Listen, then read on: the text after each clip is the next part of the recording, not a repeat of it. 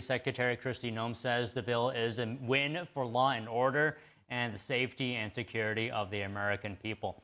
Joining us now to discuss is Mike Leon, Director of Strategy at the Free and Equal Elections Foundation and host of Can We Please Talk podcast. And also joining us is Tony Kinnett, National Correspondent for the Daily Signal and host of the Tony Kinnett Cast radio show and podcast. First of all, good afternoon to you both. Tony, I'll start with you today. The bill delivers an expansion of resources to these immigration efforts. So some numbers here for you, nearly $170 million for DHS with $46.5 billion for border wall completion, $14.4 billion for deportation, transportation. How would you characterize this level of investment in terms of, federal immigration enforcement? And has the big, beautiful bill changed the landscape for immigration enforcement? So I think the second question is easiest to answer. As for changing the landscape on enforcement, I think that the execution of policy is almost far more important than the apportionment of funds to begin with. The executive branch has an incredible amount of leeway to spend monies allotted by Congress towards executive agencies as it sees fit. So I think that this is now going to be on the Trump administration for how these monies are spent. So Norm, you might expect me to take perhaps a victory lap on an expansion of funding. I'm more so interested in seeing the application of those funds carried out well. Now, to answer the first question as to what I think that this is built upon, realistically, this is built on the mandate from the people who across the United States, according to multiple polling sets that we have now months in, very much support not just deportation, but mass deportations. The majority of the country supports such policy.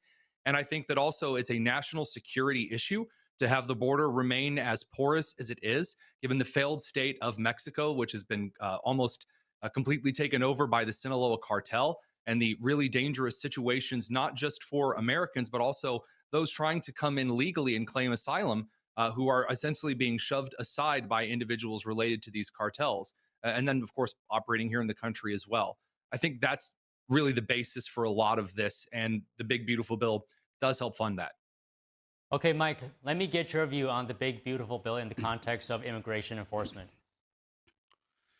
Yeah, well, first off, good to see all of you guys, and thoughts and prayers to everybody out there in Central Texas with all the floods. My thoughts on the one big, beautiful bill is like kind of what Tony said about appropriating funds. It's really how funds are used with respect to this. I mean, if you recall, and Don, you and I have talked about this before, during the Biden administration, there was Senator Langford's bill that would have tackled some of these issues with respect to hiring and more agents and helping with more enforcement across the border. That obviously never passed through Congress. So now within this bill, we just have a lot more money that's being allocated towards this. I'm kind of with Tony on I'm with Tony on this specific part, and it's really about the enforcement part of this, because if you recall, the Biden administration really, and towards the end of 2024, the latter 6 months of 2024, really relied on Mexico's part of the enforcement part of this. That is where the stem of all of this, where the coyotes live, where everybody's making these passages, and they eventually get to this bottleneck, which is Mexico. And we need to rely on those partnerships with the governors of those areas in Mexico, and with obviously the Mexican president, to be able to do their job to enforce the border. So that way we can properly vet who is coming into this country. So it's not really so much about the funds and hiring more agents. Maybe that's an overkill. Maybe that's an overspend with respect to this bill. Some of things could have been spent on other things, other parts of the United States that are potentially crumbling. But they decided to go in this direction and give this amount of money to this agency. They feel like this is a national security threat right now at this moment. And I really am with Tony. It's really about the policy and the subsequent actions, and really also about the vetting process and how do we eventually get somebody on the path to become a citizen in this country. Immigration's been broken over 40 years over any president. It doesn't matter which president has been in the United States. That's something that needs to be tackled and addressed later on. Tony, let me get your thoughts on how you feel about Trump's current approach to immigration enforcement compared to what we saw in his first term. Are we seeing a fundamentally different strategy from Trump now? Is this Trump 2.0 on immigration? What do you think? I think that he's addressing one of the key issues that a lot of Americans have with, for example, certain mayors of large cities who've created these sanctuary cities, which many have argued is a violation of federal law. When you have individuals like Mayor Karen Bass of Los Angeles, who doesn't even have the time of day to approve certain rebuilding contracts and lift certain regulations for those rebuilding after the wildfires, but does have time to go down to the park and make sure that those who have been accused and, in fact, in many cases, indicted and released, which is a very wild thing to suggest, that have been indicted for crimes, everything from domestic abuse to repeated battery with a foreign object to kinds of sexual assault, that those individuals being arrested for breaking the law in sanctuary cities is a huge target for this administration. And I think that's appropriate. Just in the same way during the civil rights era, we saw individuals which were setting up pseudo sanctuary cities for Jim Crow laws that had to be essentially brought forward and said, you cannot, as an individual in the United States elected to office, flagrantly violate and essentially flip off federal law because you want to make some kind of a political point. It doesn't work that way. In fact, the Civil War was fought in large part to make sure that federal law regarding human rights are in fact enforced. And regarding illegal immigration in this country, with the way the Trump administration is tackling it, I agree with Mike that the immigration system needs to be reformed. I would say the best way initially would be getting rid of that 10-year moratorium. If you are kicked out of the country for immigrating illegally, that you should just be allowed to go to the back of the legal immigration line. But as far as the present enforcement right now, the sanctuary city stuff and the flagrant violation of federal law seems to be the target of this administration. Mike, do you see a difference this time around? It seems like ever since Trump got into the Oval Office, there has been a spotlight on immigration. Yeah, well, I mean, he ran on it, Don, right? I mean, there was only two issues that everybody really cared about, the economy and immigration, if you talk to anybody or in any exit poll that you looked at. But the difference has been, and again, this is me more now talking to immigration attorneys across 3 different states, some that have represented some clients. It has been about, there's already laws on the books, right? The Trump administration, Alien Enemies Act, dusting up an old 1798, law and trying to put it out into practical use with respect to warrants of what ICE can do in terms of administrative warrants versus judiciary warrants. Like there's creative legal strategies in how they're doing the enforcement. I think there is some over spotlighting at times of immigration enforcement because it is President Trump. I mean, in 2013, the ACLU wrote a scathing report about President Obama, and 84% of folks that were in immigration courts didn't even have an opportunity to actually see a judge. So, and this is from the ACLU's website. This is not from Mike Leon. Mike Leon doesn't work for the ACLU. So this was back in 2013. And I think we live in a different age now where social media is able to spotlight more stories. People are able to push things out more to the mainstream, and people were able to catch that, post that, reshare it without verifying it. So I do think that there's a little bit of like this overtelling of the story. But I also think President Trump, his own words, has said he wants to deport 15 million people. They want to increase the numbers. If you want to increase the numbers, the only way you're able to do that is by disrupting people that are going through what they used to consider the legal process. That means people that are here illegally but are going to their appointments. And we've seen videos of that, of folks, ICE being confronted with folks that are at their immigration appointments with their attorneys. And then the immigration attorneys have to go out there to the media and kind of articulate what it is or the confusion that they're feeling for their clients. So President Trump has said this. He ran on this, like Tony said, mass deportations, 15 million people he wants to deport. I don't know if we're going to get to that number. Obama only got to about 3.1 million, but this is something that he ran on. This is what the country elected him for. I don't agree with some of the enforcement part of it, but I do agree with that the system is broken and we need to figure out a pathway to citizenship because immigrants contribute largely to our economy by any number that you look at, from the American Immigration Council all the way on to the CBO. The projections are in the trillions of what immigrants contribute to our economy. We have to figure out a way to make immigration work for this country. All right, Tony, here's a couple of numbers for you.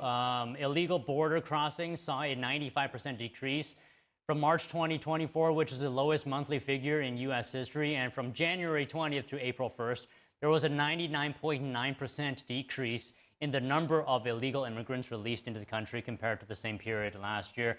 Tony, that's a good thing, isn't it? Yeah, and it also showcases that the Langford bill, which Mike referenced a little bit earlier here, there were two sides to that bill. There was the increase in funding and hiring more agents and funding certain immigration courts to make processes easier regarding deciding who did and didn't qualify.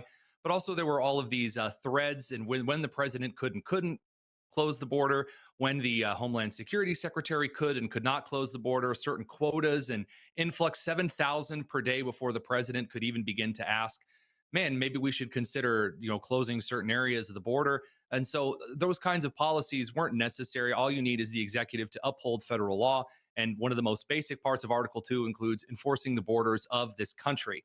Now, that said, I think that when you're looking at the implementation of these particular policies, and you're looking at the kind of the grand scope, the psychological argument we're having now, which is, well, what should we really do about immigrants? And this is where I would push back against Mike a little bit. It's this conflation of the terms illegal immigration and immigration. Yes, immigrants make up a huge part of the economy of the United States. That is very different than saying illegal immigrants make up a huge part of the economy of the United States. Because to participate in the United States economy, I have to have some skin in the game. I have to have a certain number of things that a sovereign citizen is supposed to have, that someone here on a legal visa is supposed to have, not just protections for me, but protections for my employer. And one of the issues we're seeing with a lot of these immigrant or illegal immigrant run economies, especially regarding farms and food processing plants, is that people are being paid essentially slave wages, which is disgusting. And you can say, well, that would make food prices go up. I'm not going to get over the fact that there are individuals who are, you can talk about undercutting Americans in the economy, being paid $2 an hour to pick tomatoes or to pick strawberries. That's inhumane. That should not be appropriate just because we think that is. And that's one of the reasons why I'm for reforming the immigration system itself, so that we create an opportunity for individuals to come in here legally and then actually be paid appropriate wages. I think that's something that a lot of Americans would support. Okay, Mike, let me get your response to what Tony is saying in the context of that the Trump administration apparently is working on a plan to create a temporary pass or permit for illegal immigrants employed in agriculture and other certain sectors as well. I mean, is Trump sort of acknowledging that his policies might have an impact on the U.S. economy? Yeah. Don, you answered the question. I don't even know if I need to take a turn here because, look, back to Tony's point. And Tony, I'm glad you landed the plane on. I was going to hammer you, Tony. I'm just kidding. You landed the plane on what is actually at the core of this. Like, look at the construction industry down here in Florida, right? Almost 11% of the workforce here is foreign born versus I think it's about 6.5 or 6.7% is U.S. born. That's immigrant labor. Those are but the wages that they're legal making or illegal immigrant labor, because it's a question. Exactly. No, and I agree with you. And that's what I'm saying. Like, we're not paying these folks legal wages, but also, are they legal or are they illegal? And I think back to your question, Don, of like, is the president realizing this? I hope that this does provide some relief in the agriculture space and the construction space, because there are a lot of industries that rely on folks that are coming here. Let's be honest, they've come here illegally. And then when they're here in the previous administration, they were allowed to do certain things with respect to seeing an immigration attorney, going to court hearings and stuff like that. The Trump administration has just changed that policy to say, you've already violated the law. You're here illegally. You cannot come back in here. That's the difference. I think people are missing that one key difference here. The previous administration was like, see an immigration attorney, let's figure this out in court. It's a civil offense, et cetera, et cetera. This administration has said, no, you violated the law of this country. It's a law thing. Like, it's not even an R&D thing. This is a law thing. This is what they've decided to do. I think the president has gotten heat from folks in those sectors in the agriculture and construction. I happen to know a few in the construction industry that are in New York, New Jersey, that happen to have the ear of the president from yesteryears. They have said the same thing, that they're like, you're going to kill my workforce. But back to Tony's point, right?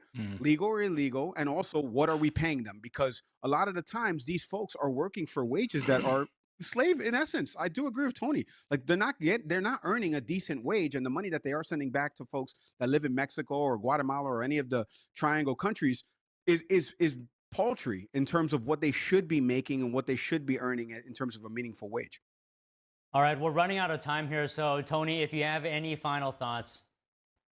Just regarding the construction situation, so I'm not seeing the evidence that entire industries are dependent on it, but what we're currently investigating, a lot of construction companies hiring exclusively illegal immigrants are often producing very shoddy work, because if they're not following some regulations and restrictions, guess what? They're not following the others. So this is something we really does need to be addressed, because it's going to hurt the economy in other ways if certain individuals are allowed to stay or given blanket amnesty, which is why I'm glad Trump came out today and said no.